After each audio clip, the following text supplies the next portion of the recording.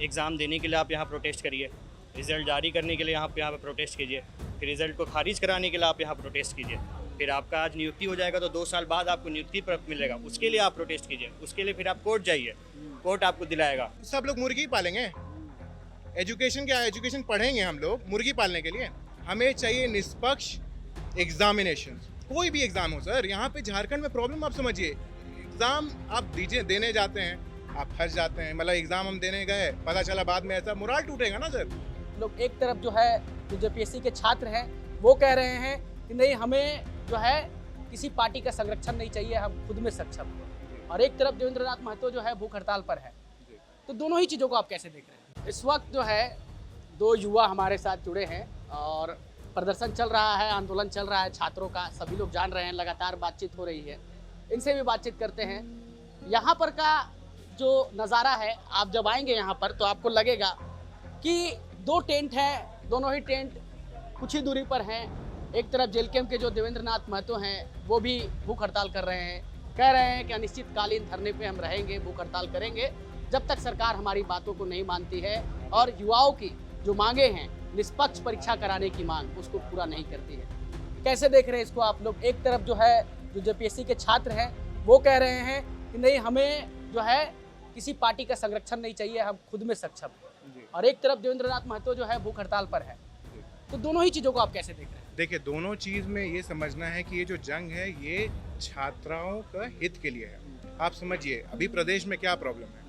ना छात्र के पास नौकरी है, ना छात्राओं के पास रोजगार है, ना उनको एक दिशा है, ना एजुकेशन है, ना हेल्थ केयर है। तो युवा जाए कहाँ? ये युवा विरोधी सरकार है। सरकार का जो देखिए, एक होता है मेंटालिटी, एक होता है विजन। आप सरकार से जाके पूछिए क्या है एजुकेशन का विजन, एजुकेशन का बजट आप पूछिए क्या है, एजुकेशन का व्यू क्या है। हम लोग देखिए, एक कॉमन कॉज होता है, चाहे उधर हो इधर हो, कॉज आपका क्या है, कॉज पकड़ना इंपॉर्टेंट है। क्या सरकार अकाउंटेबिलिटी मानती है? आप ही सोचिए, अकाउंटेबिलिटी देखिए, जेपीएससी हुआ 18 दिन के अंदर में, पीटी से मेंस पूरे इंडिया में कहीं नहीं होता, यहीं हो रहा है। इतना ज़्यादा धांधली यहीं हो रहा है। और अकाउंटेबिलिटी में क्या, सीआईडी को भेज दिए, जांच करा दिए, ये करा दिए, वो करा दिए। ये सब हमें नहीं चाहिए। हमें चाहिए निष्पक्ष एग्जामिनेशन, कोई भी एग्जाम हो सर। यहाँ पे झारखंड में प्रॉब्लम आप समझिए, एग्जाम आप दीजिए, देने जाते हैं, आप फंस जाते हैं। मतलब एग्जाम हम देने गए, पता चला बाद में, ऐसा मोराल टूटेगा ना सर। यहाँ पे किसी का आया था अभी कि कोई 300 में से 298 मार्क्स लाया, वो नहीं कर पाया। तो आप समझिए प्रॉब्लम एकदम एकमात्र प्रॉब्लम इस प्रदेश में यही है कि जो सरकार है वो युवा विरोधी है और वो नहीं चाहती एजुकेशन और ये सब मामले में। देखिए, जाति में हमें बांटेंगे, धर्म में हमें बांटेंगे, बोलेंगे हम इस क्षेत्र के हैं, हम संथाली हैं तो हम छोटा नागपुरी हैं। बस बांटने का सरकार है ये। युवा का बात, युवा का साथ जो बस बोलती है, पहले बोलते थे 5 लाख नौकरी हर साल देंगे। कितने नौकरी है? 10 लाख। इस बार मैनिफेस्टो में था 10 लाख नौकरी हर साल देंगे। मुख्यमंत्री तो ये भी तो कह रहे हैं कि भैया हम अंडा पालिए, अंडा बेचिए और ये सब रोजगार करिए छोटा मोटा, उसमें भी युवा जो है जी खा लेंगे। तो उस मैनिफेस्टो में क्यों नहीं रखते हैं? एक बात बताइए, सरकार योजना निकालती है कि जैसे किसानों को कुछ चाहिए, वो युवाओं के लिए क्यों नहीं निकालते कि युवा किसान आके यहाँ पे करें? युवाओं के लिए कुछ नहीं है सर, वो बस बनाते हैं ऐसा योजना कि आप मुर्गी पालिए, आप सब लोग मुर्गी पालेंगे। एजुकेशन क्या है? एजुकेशन पढ़ेंगे हम लोग मुर्गी पालने के लिए। आप सर व्यवस्था बनाइए। आप यहाँ पे क्या नहीं सर, 40% खनिज हमारे पास है कि नहीं, मानने वाली बात है। आप उसके लिए क्या कर रहे हो? आप बताइए, यहाँ से मान लीजिए कोई रॉ मटेरियल निकल रहा है, वो महाराष्ट्र जाके, गुजरात जाके, तेलंगाना जाके उसका रिफाइनिंग हो रहा है, रिफाइनिंग होकर बाहर एक्सपोर्ट हो रहा है। और यहाँ क्या आ रहा है, रॉ मटेरियल का कॉस्ट है, वो भी सरकार को रॉयल्टी के हिसाब से जो मिलता है, उस हिसाब से हमें योजनाएं मिलती हैं, फ्रीबीज मिलती है। लेकिन युवाओं के लिए क्या हो रहा है? क्या ये सरकार बना सकती है कि यहाँ का रॉ मटेरियल जो निकल रहा है वो यहीं रिफाइन होगा, यहीं प्रोसेस होगा और यहीं सब कुछ होगा?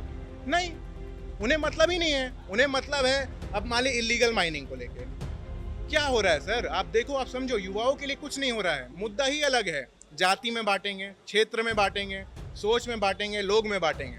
वही फिर सरकार आ जाएगा, इस बार बोलेंगे 10 लाख नौकरी हर साल देंगे, फिर बोलेंगे 15 लाख नौकरी हर साल देंगे। बस यही चलेगा इस सरकार में और कुछ नहीं। आप ही बताइए, आप भी यहाँ हैं, हम भी यहाँ हैं, कितना लोग को नौकरी मिल रहा है?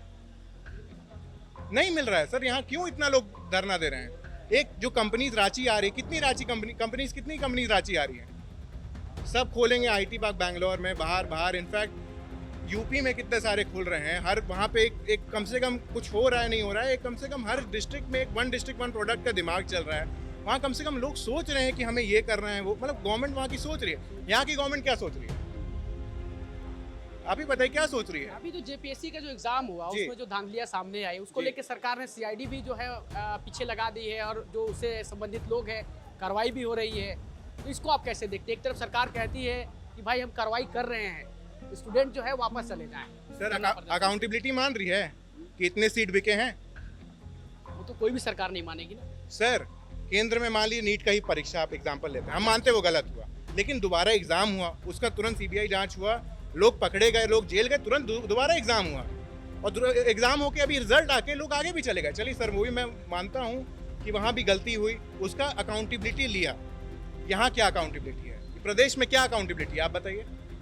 परेशान है युवा, यहाँ के एकदम परेशान है, हम लोग परेशान है। यहाँ लॉ एंड ऑर्डर का प्रॉब्लम है, हम लोग सेफ्टी का तो खत्म ही हाल है, नौकरी है ही नहीं, रोजगार है ही नहीं, तो यहाँ से लोग पलायन इसलिए करेंगे ना। तो यहाँ एजुकेशन पा भी लेंगे तो बाहर जाएंगे। समस्या समझिए सर, समस्या ये है ना आप ना लॉ एंड ऑर्डर हमें दे सकते हैं, ना आप सिक्योरिटी प्रोवाइड कर सकते हैं। पूरे झारखंड में आप जानते होंगे कितने मर्डर्स होते हैं सर, आपको मालूम है? जो एनसीआरबी का रिपोर्ट आता है उस हिसाब से 3.7 अराउंड डेटा है, शायद 3.8 तो 2024 का है, उसके बारे में कोई बात नहीं करेगा। झारखंड में आपको सबसे अच्छे नेता कौन लगते हैं? सर देखिए पर्सनली अगर सबसे ओपिनियन अगर आप जानना चाहूँ, आप अभी के समक्ष बात कर रहे हैं कि अभी तक के समक्ष? अभी तक के समझ में आपको सबसे अच्छा नेता कौन लगा कि नहीं ये कुछ राज्य के लिए करेंगे, युवाओं के लिए कुछ करेंगे, कौन से ऐसे नेता हैं? सर देखिए ऐसे पॉइंट आउट करने में तो नाम हम नहीं आपको अभी तुरंत ले पाएंगे, लेकिन बहुत सारे यंग हैं। देखिए मेरा एक कंसर्न है, अगर जो एक आदमी एक युवा आदमी कोई काम करेगा वो युवाओं को देख के करेगा, एक कोई बुजुर्ग आदमी काम करेगा या अच्छा खासा एज का आदमी काम करेगा वो उस एज को देख के करेगा। अब एक बात दिल से आपको बता रहे हैं, यहाँ के जो आप बता रहे कौन नेता मेरे को एकदम पसंद है, सर हम लोग नेता के समक्ष है ही नहीं, और नेता हमें पसंद वही होगा। नेता ही तो देश चलाते हैं, राज चलाते हैं ना, नेता लोग की ही तो समक्ष से जाके सब काम होता है, सारी चीजें पास होती हैं। सर वही देश में बदल रहा है, जो देश के जनता चाहती है, जो देश के युवाएं चाहेंगे, महिलाएं चाहेंगी, वही इस देश में होगा। केंद्र में हमने देख लिया, जो देश का युवा चाहा वही हुआ। तो आप जंतर मंतर का जो प्रदर्शन था नीट के छात्रों ने जो किया, जो कॉकरोच जनता पार्टी के समर्थन से हुआ, जो भी चीजें आप कहें, उस प्रदर्शन को और इस प्रदर्शन को आप कैसे देखते हैं? दोनों में क्या भिन्नता है? देखिए वहाँ पे पूरा आपका विपक्ष आ गया, कांग्रेस आ गया, आम आदमी पार्टी आ गई, सीजेपी आ गई, ये आ गई, वो आ गई, सब अपना बैनर तले आ गए। स्टूडेंट्स कहाँ गए? स्टूडेंट्स को इन्होंने फंसा दिया, कुछ गुंडे बुला के ये सब कहानी करा दिया। यहाँ का आप प्रोटेस्ट देखिए सर, यहाँ पीसफुल तरीके से कल कितने हजार लोगों ने मार्च किया, वंदे भारत का नारा लगा, देश हित का बात हुआ, झारखंड का हित का बात हुआ, सबका हित का बात हुआ। ये असली स्टूडेंट प्रोटेस्ट जो है यहाँ चल रहा है। मैं इसलिए यहाँ का ज़्यादा समक्ष मानता हूँ क्योंकि यहाँ कोई पॉलिटिकल एजेंडा नहीं है, यहाँ परेशानियों का उपाय है। यहाँ जो परेशान है, छात्र परेशान है, युवा परेशान है, सब परेशान है। आप देखो, आप बोलेंगे बेरोजगारी भत्ता दे देंगे, ये दे देंगे, कुछ नहीं चाहिए सर। यहाँ का लोग को नौकरी चाहिए, एक दिशा चाहिए, एजुकेशन में रिफॉर्म्स चाहिए, आपको बहुत सारे यहाँ कमीशंस चाहिए जो यहाँ पे कुछ काम करें। नहीं तो सर देख लीजिए प्रदेश का दुर्गति है, जहाँ का युवा, हम बता रहे सर ये प्रदेश है, ये भगवान बिरसा मुंडा का प्रदेश है। यहाँ वो युवा का प्रदेश है जहाँ पे जब 1857 में जब वो आए थे तो यही रांची है ना सर, यहीं पे जेल है। उन्होंने जो रेवोल्यूशन किया था यहाँ पे, वो सर हमें याद रखना चाहिए। 25 साल के युवा थे ना वो, तो ये युवा प्रदेश है सर, यहाँ युवा है। वो नहीं हमेशा सब कुछ चेंज लाया, चाहे झारखंड अलग करने से लेके कोई भी चीज़ को लेके। झारखंड अलग करने का सोच क्या था कि झारखंड अलग होगा तो झारखंड जो है वो झारखंडियों और मतलब बाकी चीज़ों में सब समक्ष होगा, यहाँ के लोग को ज़्यादा अधिकार मिलेगा। हो क्या रहा है, यहाँ किसी को ना नौकरी मिल रहा, ना कुछ मिल रहा है, ना लोग को आपका ना लॉ एंड ऑर्डर मिल रहा है, ना प्रोटेक्शन मिल रहा है, ना गवर्नमेंट स्कीम्स मिल रहा है, ना बस सरकार।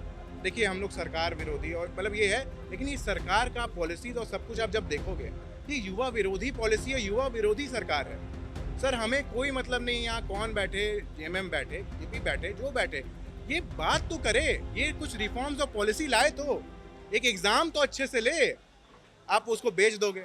इतना ओपन हो गया सर, सब तो मीडिया में आ गए, कौन कैसे क्या बिका है, मोरल डाउन होगा सर उसमें। तो ये जेनजी हैं और छात्र हैं, प्रदर्शन में शामिल होने आए हैं। इनका कहना है कि सरकार जो है रोजगार यहाँ पर उत्पन्न करे, यहाँ के जो खनिज संपदा है वो यहीं पर जो है रिफाइनरी हो और यहीं के रोजगार, यहीं के युवाओं को रोजगार मिले, कल कारखाने आए तो इससे पलायन रुकेगा। और ये परीक्षाएं हो रही हैं और इसमें जो लगातार धांधली हो रही है उस धांधली पे रोक लगे, क्योंकि जिस तरीके से सीआईडी ने जांच पड़ताल की है और जो जेपीएससी से संबंधित जो भी पदाधिकारी हैं और उनके नाम जब निकल के सामने आ रहे हैं तो इससे ये पता चल रहा है कि कहीं ना कहीं जो है धांधली तो हुई है और परीक्षाओं का लीक होना भी ये आम बात नहीं है। आप भी युवा हैं और जिस तरीके से सीआईडी ने खुलासा किया है, सारी चीज़ें हुई है, तो क्या सरकार उसको ढकने के लिए काम कर रही है कि हम सीआईडी जांच करा देंगे, खाना पूर्ति कर देंगे, ऐसा हो रहा है क्या? देखिए, सरकार जो कर रही है इस पर तो मैं कुछ टिप्पणी नहीं करना चाहूँगा।